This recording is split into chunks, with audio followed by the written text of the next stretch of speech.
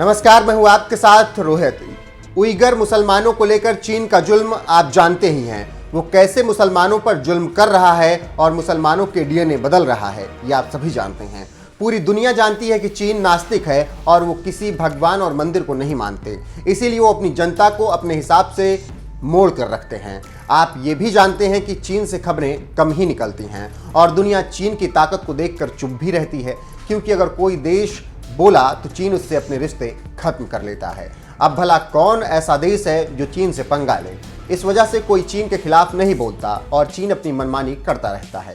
ये तो आप जानते ही हैं कि चीन तिब्बत को अपना दुश्मन मानता है, क्योंकि तिब्बत खुद को देश घोषित कर चुका है, लेकिन चीन उसे अपना राज्य मानता है और यही कारण है कि चीन और तिब्बत में लड़ाई जारी है। और तिब्बत धर्म गुरु भारत में निर्वासित जीवन जी रहे हैं।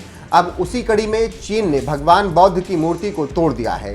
चीनी अधिकारियों को शक था कि उसकी इस करतूत के बारे में तिब्बती भिक्षुओं ने बाहरी लोगों को बताया है, जिसके बाद इसी संदेह में आकर उसने तिब्बती भिक्षुओं के साथ यह बर्बरता की है। रिपोर्ट्स में दावा किया जा रहा है कि देश के लुओ काउंटी में 99 फुट लंबे बुद्ध की मूर्ति को नष्ट कर दिया गया है।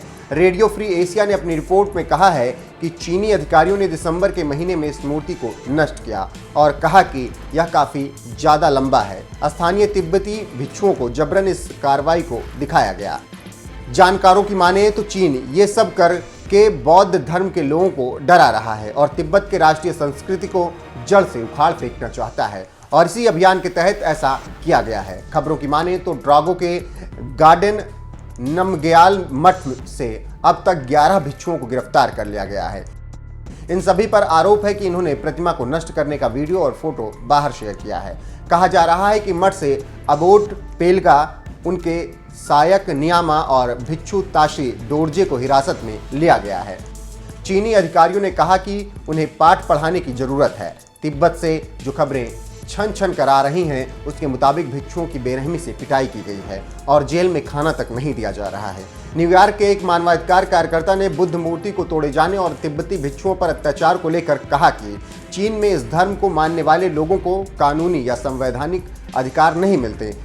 तो आप समझ सकते हैं कि चीन बौद्ध भिक्षुओं के साथ कैसा व्यवहार कर रहा है। वहीं जब पहली बार तालिबान का शासन आया था तो उसने बामियान बौद्ध प्रतिमा को नष्ट कर दिया था, जिसकी आलोचना पूरी दुनिया में हुई थी। लेकिन चीन की इस करतूत पर सभी की जुबान बंद है। अब देखना होगा कि आगे क्या होता है और इस पर दुनिया क्या कुछ कहती है।